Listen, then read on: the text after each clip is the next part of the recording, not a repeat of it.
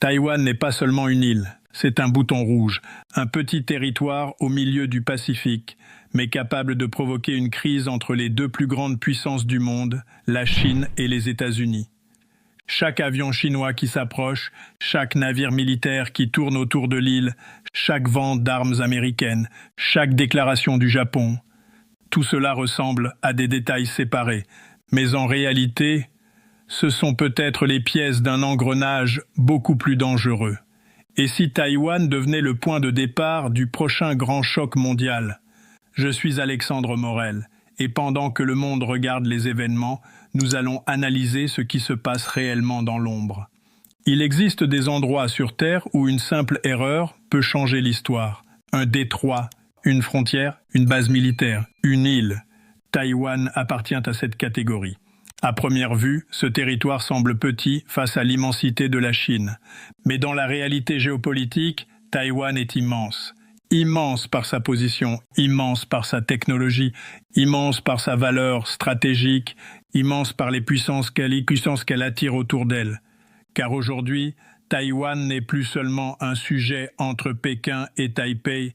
Taïwan est devenu le point de rencontre entre trois tensions explosives. La rivalité Chine-États-Unis, la bataille mondiale des semi-conducteurs et la sécurité militaire de tout l'Indo-Pacifique. Ce qui se joue autour de cette île dépasse donc largement ses frontières. Et c'est là que tout commence. Depuis plusieurs mois, la pression chinoise autour de Taïwan continue. Les autorités taïwanaises signalent régulièrement la présence d'avions militaires chinois, de navires de guerre et de bâtiments de garde-côte autour de l'île. Récemment encore, le ministère taïwanais de la Défense a rapporté la présence d'avions et de navires chinois près de Taïwan, confirmant une pression devenue presque permanente. Mais ce n'est pas tout. Une autre scène s'est produite près des îles Pratas contrôlées par Taïwan. Un navire de la garde côtière chinoise s'est retrouvé dans une confrontation tendue avec les gardes-côtes taïwanais. Les échanges radios ont été fermes. Les revendications de souveraineté ont été répétées. Et derrière cette scène maritime, un message stratégique était envoyé. Pékin teste, avance, observe et impose progressivement sa présence. Ce détail change complètement la situation, car la Chine ne cherche pas seulement à montrer sa force en une seule opération spectaculaire. Elle installe une pression continue, jour après jour, navire après navire, patrouille après patrouille. Exercice après exercice. L'objectif n'est pas forcément de déclencher immédiatement une guerre. L'objectif peut être plus subtil, créer une nouvelle normalité, faire en sorte que la présence militaire chinoise autour de Taïwan devienne habituelle, faire en sorte que le monde s'y habitue, faire en sorte que Taipei vive sous pression permanente et faire comprendre à Washington que le temps travaille peut-être en faveur de Pékin. C'est une stratégie d'usure. Pas toujours bruyante, pas toujours spectaculaire, mais extrêmement efficace. La Chine sait qu'une invasion directe de Taïwan serait un pari immense, militairement difficile, économiquement dangereux, diplomatiquement explosif. Alors Pékin peut choisir une autre voie, épuiser l'île, tester ses défenses, surveiller ses réactions, mesurer la réponse américaine, observer le comportement du Japon, et habituer la région à une présence chinoise de plus en plus intense. Ce n'est pas une guerre ouverte, c'est une pression lente. Et parfois, les pressions lentes sont les plus dangereuses parce qu'elles avancent sans provoquer immédiatement le choc qui réveillerait tout le monde. Pour comprendre pourquoi Taïwan est si importante, il faut d'abord regarder une carte.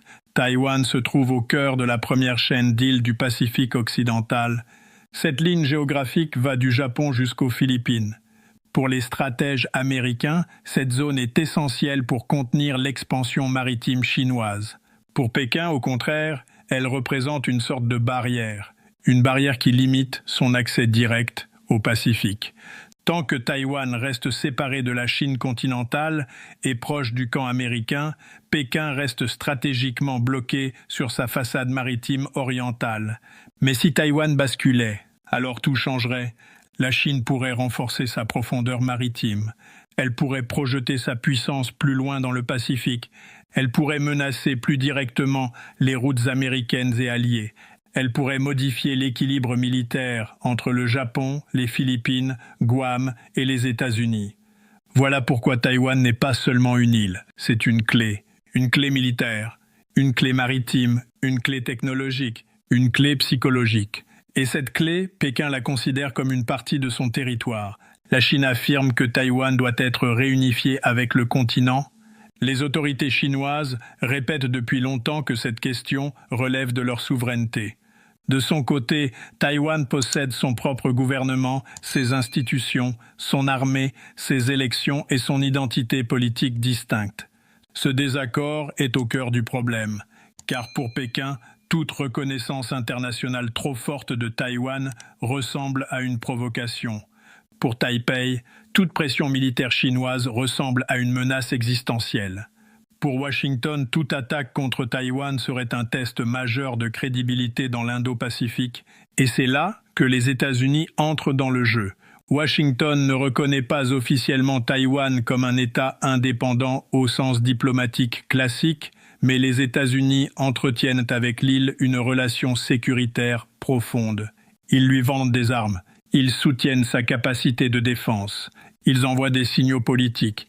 Ils rappellent régulièrement que la paix dans le détroit de Taïwan est essentielle à la stabilité régionale. Mais cette posture est délicate, très délicate, parce que chaque vente d'armes américaines à Taïwan provoque la colère de Pékin.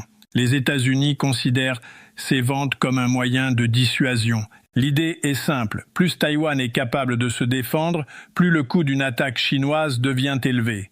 Mais du point de vue chinois, ces ventes d'armes sont perçues comme une ingérence directe. Elles donnent à Pékin l'impression que Washington cherche à utiliser Taïwan comme un poste avancé contre la Chine. Et c'est précisément ce qui rend la situation explosive. Récemment, la question d'un important paquet d'armes américains destinés à Taïwan a de nouveau attiré l'attention.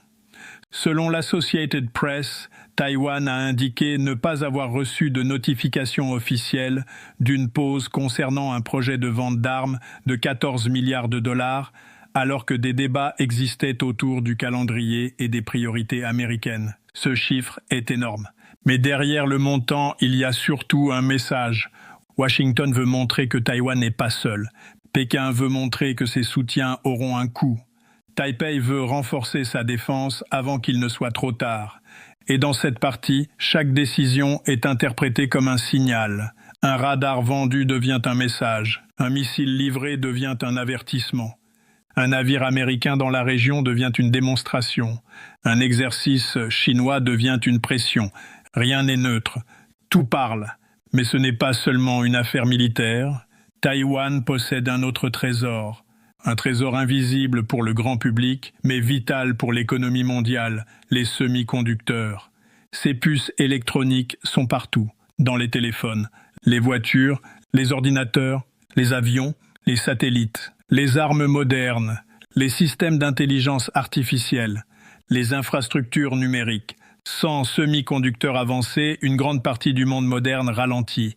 Et Taïwan occupe une position centrale dans cette industrie. C'est là que le dossier devient encore plus stratégique. Parce qu'un conflit autour de Taïwan ne toucherait pas seulement les bases militaires ou les routes maritimes. Il pourrait frapper le cœur technologique de l'économie mondiale. Imaginez une crise qui bloque les exportations de puces. Imaginez une usine stratégique paralysée. Imaginez les marchés mondiaux paniqués. Imaginez les constructeurs automobiles, les géants technologiques et les armées modernes confrontés à une pénurie brutale. Ce ne serait pas une crise régionale, ce serait une crise mondiale. Et c'est pour cela que Taïwan intéresse autant Washington, Pékin, Tokyo, Séoul, Bruxelles et les grandes multinationales. Taïwan n'est pas seulement protégée pour des raisons politiques. Elle est protégée parce qu'elle est devenue un pilier de la mondialisation technologique. Mais ce pilier est situé dans l'une des zones les plus dangereuses du monde. Et c'est là que le Japon entre dans l'équation. Pendant longtemps, beaucoup d'analyses se concentraient sur le face-à-face Chine-États-Unis.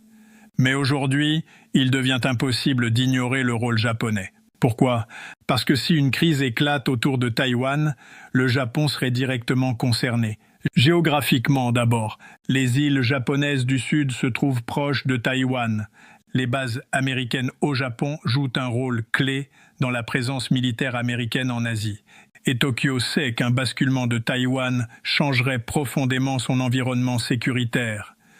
Pour le Japon, une Chine contrôlant Taïwan serait une Chine plus proche, plus puissante, plus présente en mer et potentiellement capable de peser davantage sur les routes maritimes vitales pour l'économie japonaise. Ce détail change complètement la situation, car une crise à Taïwan pourrait rapidement devenir une crise impliquant le Japon. Pas forcément parce que Tokyo voudrait la guerre, mais parce que sa sécurité serait touchée immédiatement.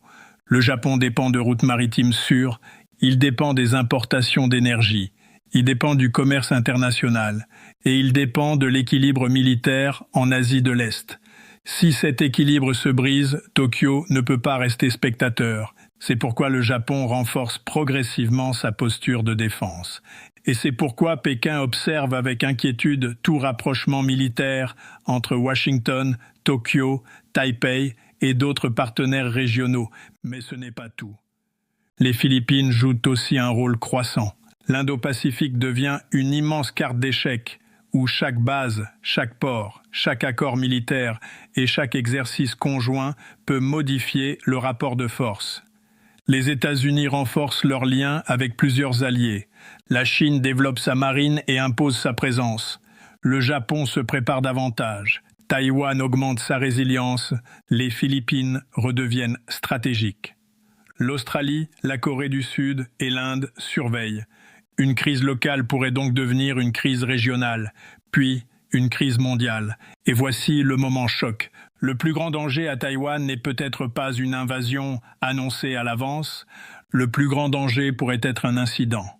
Un avion qui s'approche trop près, un navire qui refuse de reculer, un tir d'avertissement mal interprété, un drone abattu, un exercice militaire qui dégénère, une collision en mer, une réponse trop rapide, une décision prise sous pression. Dans une zone aussi militarisée, une erreur peut devenir une crise. Et une crise peut devenir un engrenage. C'est ce qui rend Taïwan si dangereux. Tout le monde sait que la guerre serait catastrophique, mais tout le monde continue à avancer ses pions. Pékin veut montrer qu'il ne renoncera jamais. Washington veut montrer qu'il ne reculera pas. Taipei veut montrer qu'elle ne se laissera pas intimider. Tokyo veut montrer qu'il se prépare. Les alliés veulent montrer qu'ils surveillent. Résultat, la tension devient permanente. Et quand la tension devient permanente, le risque d'accident augmente. Il faut comprendre une chose essentielle. Dans la géopolitique moderne, la guerre ne commence pas toujours par une grande déclaration. Parfois, elle commence par une patrouille, par un signal mal compris, par une manœuvre trop agressive, par une démonstration de force qui va trop loin. Et dans le cas de Taïwan, les conséquences seraient immenses. Sur le plan militaire, un conflit forcerait les États-Unis à choisir entre intervention directe, soutien indirect ou recul stratégique. Chaque option serait dangereuse. Une intervention directe pourrait provoquer une confrontation avec la Chine. Un soutien limité pourrait ne pas suffire à protéger Taïwan. Un recul américain pourrait ébranler la confiance des alliés dans toute la région. Pour Washington, Taïwan est donc un test de crédibilité. Si les États-Unis abandonnaient Taïwan, que penseraient le Japon, la Corée du Sud, les Philippines ou l'Australie? Si les États-Unis intervenaient, jusqu'où la Chine serait-elle prête à aller? Et si personne ne contrôle l'escalade, où s'arrêterait la crise? C'est une équation redoutable. Pour Pékin aussi, le calcul est risqué. La Chine veut réunifier Taïwan, mais elle sait qu'une guerre pourrait avoir des conséquences économiques énormes. Sanctions, blocage commercial, fuite des capitaux, perturbation des chaînes d'approvisionnement, crise financière, isolement diplomatique. Même pour une puissance comme la Chine, le coût serait immense. Mais ici encore, une question dérangeante apparaît. Et si Pékin estimait un jour que le coût de l'inaction devient plus élevé que le coût de l'action? C'est là que tout peut basculer. Les dirigeants chinois observent l'évolution de la politique américaine. Ils observent les élections. Ils observent les divisions internes aux États-Unis. Ils observent la guerre en Ukraine. ils observent les tensions au Moyen-Orient, ils observent la fatigue stratégique occidentale. Et ils peuvent se demander, le moment viendra-t-il où Washington sera trop occupé, trop divisé ou trop hésitant pour agir fortement à Taïwan? De l'autre côté, les États-Unis observent aussi la Chine. Ils voient sa marine grandir, ils voient ses exercices militaires se multiplier, ils voient ses capacités de missiles progresser, ils voient sa pression psychologique autour de l'île, ils voient sa volonté de modifier l'équilibre régional. Chaque camp pense lire les intentions de l'autre, mais dans les grandes crises, les erreurs de lecture sont souvent fatales. C'est exactement ce qui rend la situation si instable. Taïwan est au centre d'une guerre de perception. La Chine veut convaincre que la réunification est inévitable. Les États-Unis veulent convaincre que la dissuasion fonctionne. Taïwan veut convaincre qu'elle résistera. Le Japon veut convaincre qu'il ne sera pas pris par surprise. Mais plus chacun veut prouver sa détermination, plus le risque augmente. Maintenant, élargissons le regard. Taïwan n'est pas isolée. Elle s'inscrit dans un basculement plus large du monde. Pendant longtemps, les États-Unis dominaient l'ordre maritime mondial. Ils contrôlaient les grandes routes, protégeaient les alliances, garantissaient une grande partie de la stabilité commerciale. Mais la Chine est désormais une puissance maritime majeure. Elle construit des navires, renforce ses bases, développe ses capacités technologiques, étend son influence en mer de Chine méridionale et cherche à sécuriser ses propres routes. La rivalité Chine-États-Unis n'est donc pas seulement commerciale, elle est militaire, technologique, maritime, monétaire, industrielle, diplomatique. Taïwan concentre toutes ses rivalités en un seul point. C'est pour cela que cette île est si dangereuse. Elle n'est pas seulement un territoire contesté, elle est le miroir d'un monde qui se réorganise, un monde où la Chine veut plus de place, un monde où les États-Unis veulent préserver leur leadership, un monde où les alliés américains doutent parfois de la constance de Washington. Un monde où les technologies deviennent des armes stratégiques. Un monde où les routes maritimes sont aussi importantes que les frontières terrestres. Dans ce monde, Taïwan devient une ligne rouge. Mais le problème avec les lignes rouges, c'est qu'elles ne sont pas toujours dessinées au même endroit par tout le monde. Pour Pékin, l'indépendance formelle de Taïwan serait inacceptable. Pour Taipei, la soumission forcée serait inacceptable. Pour Washington, une attaque chinoise bouleverserait l'équilibre régional. Pour Tokyo, une Chine installée à Taïwan changerait la sécurité du Japon. Chaque acteur voit la situation à travers ses propres peurs. Et quand plusieurs peurs se rencontrent au même endroit, le risque d'explosion augmente. Mais attention, cela ne signifie pas que la guerre est certaine. Une guerre autour de Taïwan serait si coûteuse que tous les acteurs ont encore intérêt à l'éviter. La Chine préfère probablement gagner sans combattre. Les États-Unis préfèrent dissuader sans entrer en guerre. Taïwan préfère survivre sans provoquer une escalade incontrôlable. Le Japon préfère se préparer sans déclencher la confrontation. Mais l'histoire montre une chose. Les grandes guerres ne naissent pas toujours parce que les dirigeants les désirent. Elles naissent parfois parce que les mécanismes de crise échappent à ceux qui pensaient les contrôler. Et c'est exactement le danger autour de Taïwan. Une pression permanente peut créer une fatigue. Une fatigue peut créer une erreur. Une erreur peut créer une réponse. Une réponse peut créer une escalade. Et une escalade peut devenir incontrôlable. Le monde regarde donc Taïwan avec une inquiétude croissante. Les marchés financiers surveillent les semi-conducteurs. Les armées surveillent les navires, les diplomates surveillent les déclarations, les entreprises surveillent les chaînes d'approvisionnement, les gouvernements surveillent les alliances. Tout le monde sait que cette île peut déclencher un choc. Mais personne ne sait quand la ligne pourrait être franchie. C'est cela, la vraie tension. Taïwan n'est pas seulement une crise du présent, c'est peut-être le test décisif du monde qui vient.